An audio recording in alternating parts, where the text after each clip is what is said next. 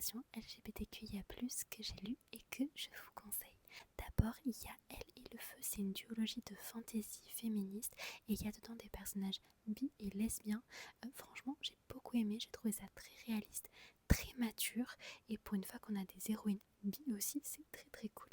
Ensuite, tu as à peu près tous les livres de cette autrice-là, de Kaylin Byron, c'est quasiment que de la représentation lesbienne et bi.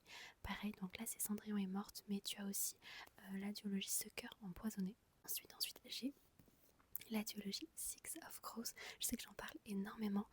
Autant la première trilogie, Grisha, les personnages LGBT n'étaient que des personnages secondaires, mais ici tu as des personnages principaux, donc notamment il y a de la représentation gay et asexuelle, toujours dans le Grishaverse par la même autrice donc que Six of Crows et la saga Grisha. Tu as la duologie King of Scars où il y a de la représentation saphique dedans. Ensuite, oui, j'ai les livres de l'autrice Aya Balbuena, notamment Quand l'éclair se figea, qui est une dystopie young adulte avec de la représentation transfemme et lesbienne. Très sympa, vraiment trop chouette. En plus, ça parle handicap aussi, validisme, super intéressant sur plein de plans. Et hop, ici, c'est le roman horreur adolescent qui est actuellement en campagne nulle. D'ailleurs, il reste que quelques jours si jamais vous voulez participer pour débloquer le jaspage, parce que là, comme ça, regardez, il est tout nu. Et il y a donc de la représentation queer dedans, de la représentation non-binaire, gay, et puis plus largement aussi, je trouve, les frontières entre amitié, amour, relations platoniques.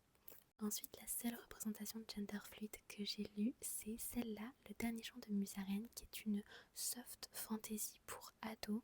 Et le personnage principal est gender fluid, donc plein de pronoms différents. Ça parle de l'identité, ça parle d'autodétermination, ça parle de l'héritage. J'ai trouvé ça hyper intéressant et très touchant. Et en dark fantasy adulte, j'ai le premier tome de La mémoire des eaux qui offre une représentation gay que j'ai trouvé très touchante et plutôt chouette. Petite mention honorable aussi à la duologie Le palais des Automae, qui est une fantaisie lesbienne que j'ai pas avec moi, que j'ai prêtée à une amie, mais qui est très très cool aussi.